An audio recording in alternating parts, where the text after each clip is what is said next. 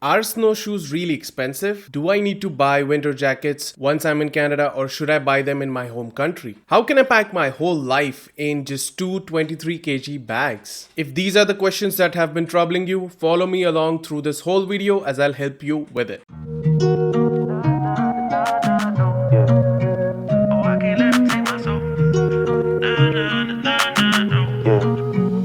I can't let them take my soul. Nah, nah, nah, nah, no. Hey, what's up guys? Welcome to my channel Varun in Canada, where I help you make better decisions by providing you tips, hacks and information about life in Canada. I will be walking you through my 5-year journey from being an international student, transitioning to work life, and then me finally getting that permanent residency. I'm gonna put all of that information right here in one place so you can save some time and efforts. Let's get right into it. So the first section is going to be about shopping. Now, in shopping, I would really focus on clothes and shoes because those are the two main important things that you need to think about before you move to Canada. If you should be buying, what you should be buying in your home country and what you should be buying in Canada. So if you want to be buying winter apparel, winter clothes in your home country, there are definitely good options which can actually also work for Canadian winters. I would highly suggest there is a brand and a store called Decathlon. Find out if your city has Decathlon. If it doesn't, then any city that is big enough and is close to you should have that outlet. Decathlon is a really good company and you will get really good quality jackets, shoes and many other gears. It is more towards the sports and outdoor recreational activities, but it still has good selection which can help you bear the winter if you are landing in the winter months in Canada. You can look into buying one puffer jacket, one waterproof jacket, two shoes. One shoes I would say would be for running and walking. The second shoe, I highly suggest you get one which is ankle height for hiking and trekking. And even if you don't use it for hiking and trekking, those shoes are made of such a quality and design, they will work for you in most harsh winter conditions as well. Then I would highly suggest you get some beanies and also some thick woolen socks, because two things that you need to keep yourself warm while you're walking in winter is your head, your ears and your feet, because that will ensure most of the time that you won't fall sick because of the temperature. Clothes to buy for summer. Now this is pretty common. You can get the ones which you anyway have in your home country, but I would still suggest to get shorts, tank tops, sunglasses and caps. I would highly suggest sunglasses because even though the temperature over here in summer doesn't go as high as maybe India, it will still go up to 30 degrees, and that 30 degrees is not short of light. It is pretty bright. You will need those sunglasses if you're looking into driving anywhere. Traditional clothes and outfits that you should buy in your home country. I will highly suggest buy these traditional outfits in your home country rather than thinking there are maybe stores here in Canada also selling those kind of clothes. I'm pretty sure I can guarantee you the quality and pricing for what you will get in your home country is going to be any time better than what you will get here. I will suggest you get 2 to 3 traditional outfits for whatever occasions and festivals you want to celebrate, and I would suggest you get those in your current sizing maybe a few months before you leave from Canada, because if you have gotten those clothes maybe a few months or a few years before and you think that's gonna work for you, you might want to rethink that, because not always will you be able to maintain exactly what size you are. You might lose weight, you might gain weight. It's just a matter of where your life takes you, and you don't want to be near a festival all excited and looking forward to celebrating that, and then you figure out your traditional clothes don't fit you or they are too loose for you.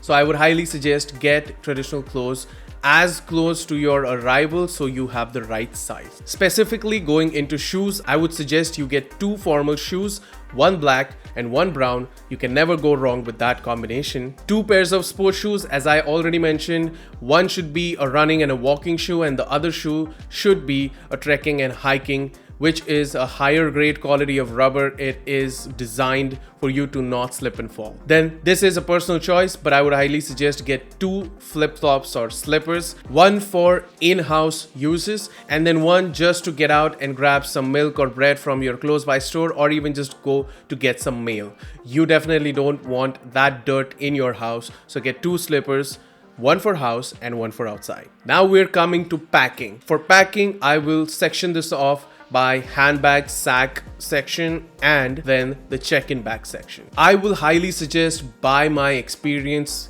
try to find and buy a waterproof sack, because your sack, which you will be carrying with you, will have a lot of important documents or maybe your laptop and electronic gadgets inside. Now, you want to make sure that you are safeguarding that no matter what the weather is. Make sure to get a waterproof bag because that will keep everything safe. Now, I will give you a list of things that you should definitely have packed in your handbag or sack. You can go through this list and you can then add in if you want to add a few different products. You can add in whatever you want apart from this list, but this list is an essentials list.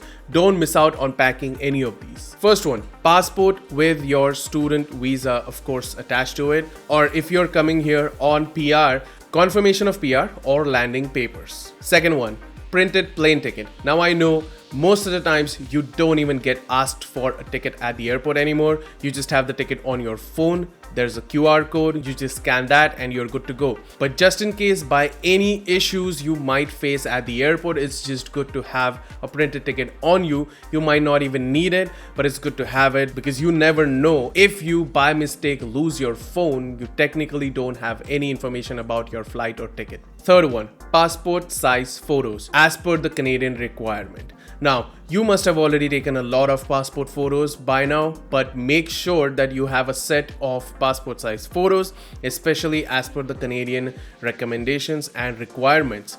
I will be providing a link in the description, which is for the official government telling you what dimensions you need for this photo. You can take these dimensions on your phone or just print out that instruction and take it to the studio and get yourself a set of those passport photos, because a lot of applications of any kind are rejected if the requirements of dimensions are not met. So please make sure you get Canadian standard requirements. Fourth point, you might want to have a bit of cash on you. I would highly suggest you get at least 1,000 Canadian dollars cash on you, and also a Forex card, a foreign exchange card, which should have at least a balance of 500 to 1,000 Canadian dollars on it.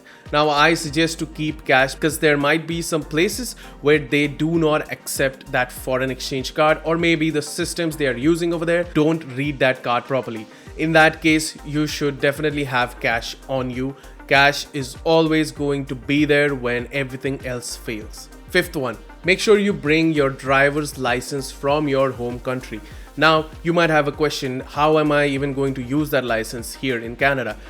You might not need to use that license in Canada, but you can definitely create an international driver's license which you can use in many other countries. So if you're thinking of traveling to other countries as a vacation once you're here, your Indian driving license can be turned into an international driving license if you have not even taken out a Canadian driving license. So you are not stuck without any license and not being able to drive. Sixth point, I will highly suggest you have your iPad or tablet, laptop, phone chargers, and also one international charger adapter which you can buy in any electronic store in your handbag, which is your sack, because you might need any of that anytime, or maybe during the flight you want to use your laptop, you want to use your tablet, and also you want to keep everything charged. So please make sure you don't miss out on putting that charger in the bag. Eighth point, I will highly suggest, again by my personal experience, have one layover outfit ready. If your flight is not a direct flight from your city to Toronto and you have a layover in between, no matter if the layover is 1 hour, 3 hours, or 6 hours, make sure you have one outfit ready in your bag for the layover, because you might want to change your outfit. You might want to at least have the option of changing that outfit. Maybe you want to step into something more comfortable. Maybe you want to actually do the opposite and you want to wear something really good. So whenever you land in Canada, you are wearing what you want. This is a nice time to put on that jacket, or this is a nice time to put on those gloves or anything you need as per the weather. Ninth point, bring snacks in your handbag or your sack. I will highly suggest you to get some snacks, because I'm telling you, it's a long journey. You will get snackish. If you are similar to me who cannot fall asleep on a flight, you will definitely prefer to have some snacks with you. There's only one thing that you need to keep in mind: none of these snacks can have nuts in it. So no peanuts, cashew nuts, maybe almonds are fine. You should really check that out, but I'm pretty sure that any kind of nut is not allowed. So make sure those snacks don't have any nuts. And then 10th thing that I highly suggest you have in your bag is photos of your friends and family you just took before leaving, because trust me, when you land over here, you might have friends here already, you might have a family connection here already, but you will miss your friends and family as soon as you reach here. Have those photos ready with you to just put them on fridge or on your desk, so you will still feel better about moving to Canada. If this content is helping you make better decisions, please smash that like button, share and subscribe, because I'm trying to build something way bigger, which is in turn going to help all of us. Stick till the end of the video, because I'm going to tell you exactly what not to buy and pack while you are coming over here. Now we move to check-in bag. Now, checking bag is one of the things where everyone is confused. Should I pack 23 kgs? Should I pack maybe a bit more? Will my bag be allowed on the flight because it's 2 kilos overweight? Let me begin with the basics and then we'll get into the detail. First point, always make sure that you buy a good quality, good company travel bag. The check-in bag is one of the most important bags you will buy for your international travel, because the price of the bag is always going to be lesser, no matter how expensive bag you buy, than the things that you have in the bag. Most of the times we have really expensive clothes, we have a lot of products, we have electronics, we have a lot of things which definitely cost more than the bag. You need to make sure that you are keeping those safe with a good quality bag. A really good quality bag, maybe which is expensive at first, will be with you on international travel for many years. So make sure you get the right deal, but also make the right choice. Second thing that goes in the check-in bag is all your clothes, shoes, watches, perfumes, and the gifts you got for anyone who's in Canada. Third point, in terms of utensils. Now, people always have this question: what should I take? What can I just buy here? Should I buy this cooker, or can I just get this cooker over here? Should I bring my plates? I know there's a lot of questions. Let me make it simple for you. 2 plates, 2 spoons, 2 forks, and 1 small electric cooker. That's all you need as soon as you land in Canada. Most likely you will have some friends over here who have their kitchen set up, or you have a family over here who have their kitchen set up. But even if you are going to be moving here alone and you do not have anyone here, you will be doing just fine with these amount of utensils and that 1 rice cooker. Trust me, that rice cooker is going to be a savior. Fourth thing to pack is any and all kinds of your style and your preference of masala.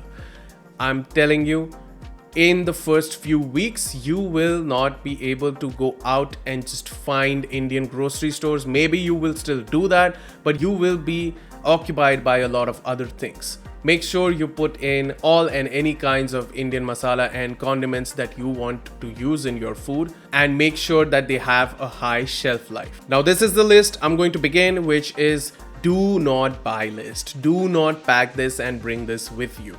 The first thing on this list is a winter jacket. Make sure you don't buy a winter jacket in your home country. The winter jackets in Canada are made for Canada. They work extremely well with the weather conditions. Don't waste your money by buying a weather jacket back home. Just wait, buy a puffer jacket or a waterproof jacket just to make sure that you can get to a store over here once you land. But make sure you buy the jacket in Canada. Second one, again in the same line, is snowshoes. I have spent 6 years and I've never ever needed snowshoes. I have walked a lot, I have been out there, I have gone on treks, I have gone on hikes. I never still needed snowshoes. I won't suggest this is for you. You might want a pair of snowshoes. I won't say don't get them, but I will definitely suggest you to not buy them in your home country, even if they are available over there. Wait, come to Canada and then buy them here. Third point, I will highly suggest focus on this. I suggested you to bring utensils and masalas, but there is one thing about it. Do not bring a lot of utensils. Just follow what I told you. It's a simple thing, 2 of each and maybe 1 small rice cooker. That's it. And masalas as well, the ones you really want and really use in your food. Nothing apart from that, because all the stores in Canada have really good selection of utensils. They also have Hawkins and Prestige proper metal cookers, not the electric ones, so you don't need to worry about that.